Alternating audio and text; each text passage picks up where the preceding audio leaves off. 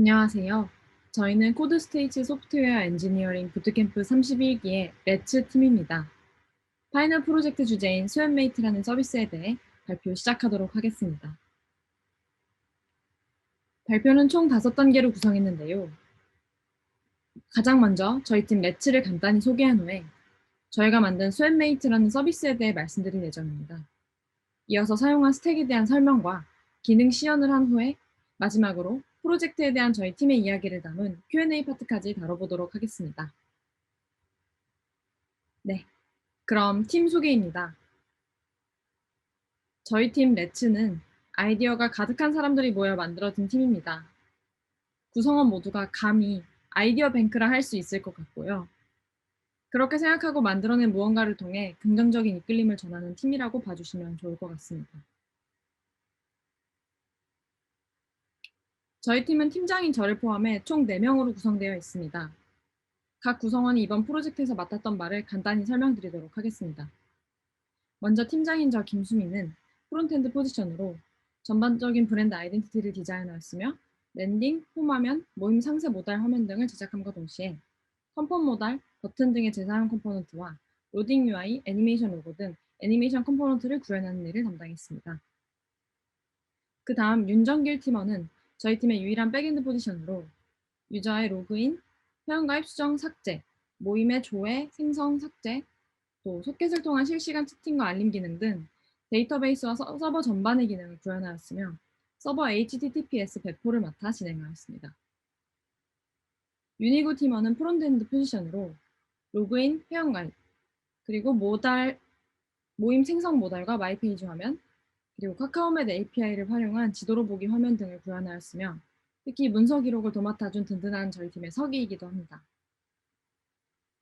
지윤우 팀원 역시 프론트엔드 포지션으로 헤더, 푸터와 같은 재사용 컴포넌트, 채팅 화면과 일정 페이지를 구현하였으며 소켓을 통한 실시간 채팅 및 알림 기능을 구현하였습니다.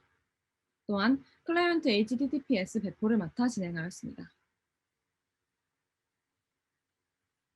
자, 그럼 이제 저희가 만든 서비스인 스웹메이트에 대해 소개해드리도록 하겠습니다. 저희 스웹메이트는 함께 운동할 사람을 찾고 싶지만 직접 누군가를 찾기는 막막하고 또 동호회에 가입하기는 부담스러운 사람들을 위해 만들어진 서비스입니다. 어떠한 플랫폼 없이 직접 함께 운동할 누군가를 찾는다는 것은 다소 힘든 일일 뿐 아니라 어떤 사람을 만나게 될지 몰라 두려운 일이기도 하기 때문입니다. 그렇다고 해서 동호회가 이것에 대한 완전한 해결책이지도 않습니다.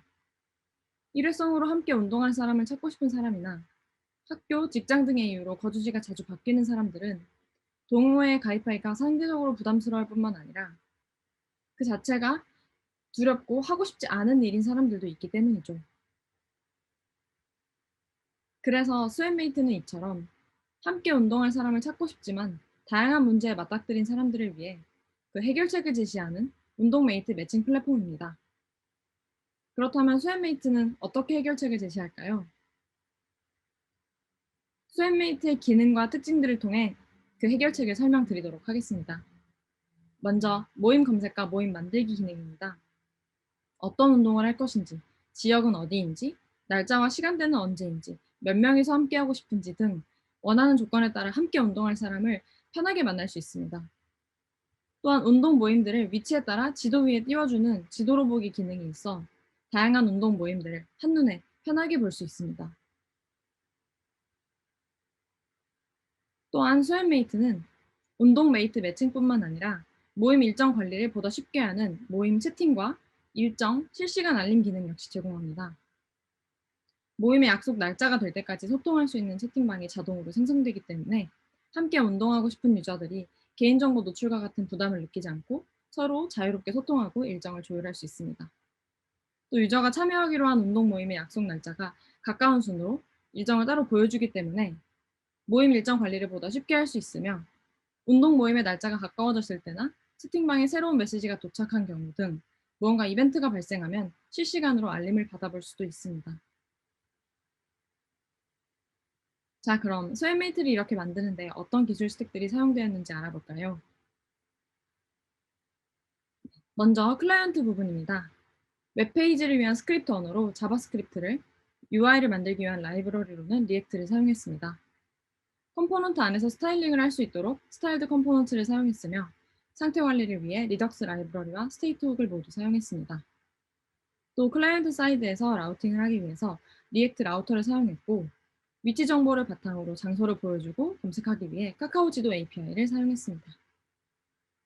그리고 스크롤 이벤트에 따라 애니메이션을 부여하기 위해 그린삭 라이브러리의 스크롤 트리거 플러그인을 사용했습니다. 마지막으로 서버와 통신하기 위한 HTTP 클라이언트로는 엑시오스를 사용했습니다. 그 다음은 서버와 데이터베이스 부분인데요. 먼저 서버의 경우 자바스크립트 런타임 환경인 노드.js를 사용해 구성했으며 노드.js를 위한 스크립트 언어로는 자바스크립트를 사용했습니다.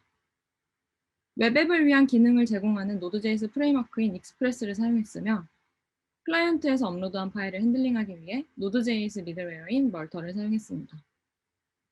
API를 또 디자인하고 테스트하고 문서화하기 위해서 스웨거를 사용했고 유저를 인증하는 과정에 제이슨 웹 토큰을 사용했습니다. 구글 카카오 인증 및 권한 부여는 오어스 2.0 프로토콜을 사용하여 구현했고요.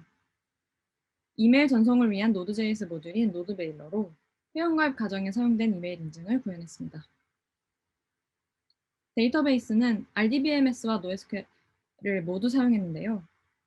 관계형 데이터베이스 관리 시스템으로는 MySQL을 사용했고 MySQL을 위한 Node.js ORM으로 SQLize를 사용했으며 클라우드에서 MySQL을 운영하기 위해서 RDS를 사용했습니다. NoSQL 데이터베이스로는 몽고DB를 사용했는데요. 몽고DB를 위한 Node.js ODM으로 몽고수를 사용했습니다. 그리고 클라우드에서 몽고DB를 운영하기 위해서 아틀라스를 사용했습니다. 그 다음은 배포에 사용된 스택입니다. 코드 변경이 있을 때마다 빌드 및 배포 단계를 자동화하기 위해 코드 파이프라인을 사용했고요. 정적 웹사이트를 호스팅하기 위해 S3를 사용했고 S3가 클라이언트와 통신할 때 HTTPS를 사용하도록 클라우드 프론트를 구성했습니다. 웹서버 배포를 위해 클라우드 컴퓨팅 환경인 EC2를 사용했으며 EC2와 통신할 때 HTTPS를 사용하도록 ELB를 구성했습니다. 또 웹 앱을 보호하는 퍼블릭 SSL 인증서와 키를 만들고 이를 저장하기 위해 ACM을 사용했습니다. 도메인 등록, 라우팅, 상태 확인을 위한 DNS 웹 서비스로는 라우터 53을 사용했습니다. 마지막으로 팀원들 간의 커뮤니케이션과 협업에 사용된 툴을 말씀드리겠습니다.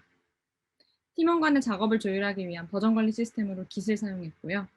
Git 저장소 호스팅을 위해서는 GitHub를 사용했습니다. 또 코딩 컨벤션을 통일하기 위해 프리티어를, 코드의 문제를 빠르게 찾아 해결하기 위해 ESLint를 사용했습니다. 지금까지 저희가 사용한 스택에 대해 살펴보셨습니다. 이제 기능 시연으로 넘어가 보도록 하겠습니다. 기능 시연은 데스크탑 뷰와 모바일 뷰를 함께 페이지 또는 기능 단위로 나누어서 보여드릴 예정입니다. 첫째로 랜딩 페이지입니다. 서비스의 얼굴이라고 할 수 있는데요. 스크롤에 따른 애니메이션 효과를 주어 효과적으로 서비스를 소개하였습니다.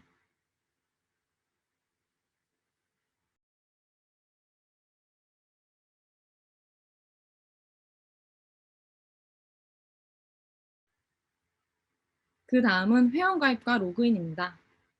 이메일 인증을 통해 직접 회원가입을 진행하는 방식과 카카오와 구글 소셜 로그인을 통해 보다 간편하게 서비스에 가입하는 방식 이렇게 두 가지로 구현을 했고요.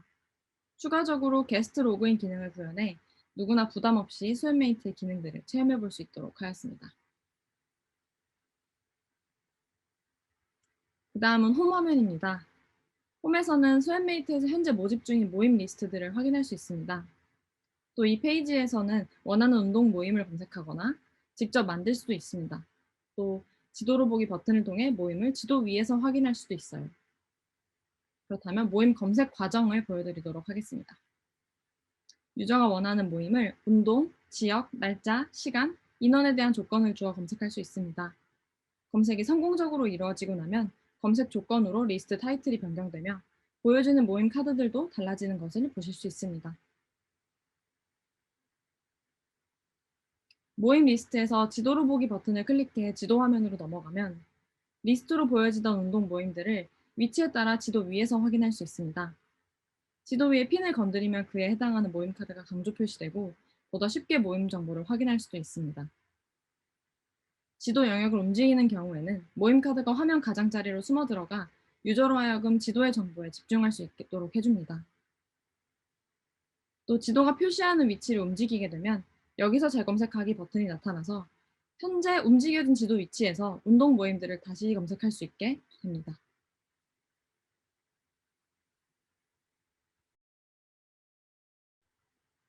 마찬가지로 홈 화면에서 모임 만들기 버튼을 클릭하면 모임 만들기 모달이 나타나는데요.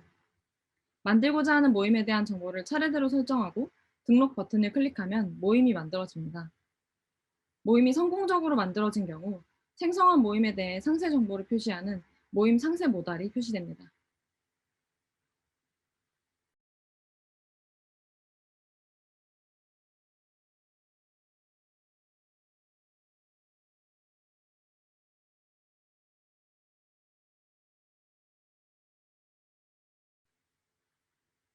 모임 상세 모달은 모임을 만든 직후뿐만 아니라 홈 화면, 일정 화면의 모임 카드를 클릭해서 열어볼 수 있습니다. 모임에 대한 정보와 함께 모집 현황, 참여 중인 유저들 역시 확인할 수 있습니다. 모달 하단의 참여하기 버튼을 통해 모임에 참여할 수도 있는데요. 모임의 정원이 모두 찬 경우에는 이 참여하기 버튼은 비활성화됩니다. 그리고 이미 모임에 참여한 유저에게는 참여하기 버튼 대신 모임 채팅으로 바로 가기 버튼이 대신 보여집니다. 그 다음은 모임 채팅 화면입니다. 모임에 참여하면 해당 모임 채팅방에 자동으로 초대되며 모임 내 유저들과 실시간으로 메시지를 주고받을 수 있습니다.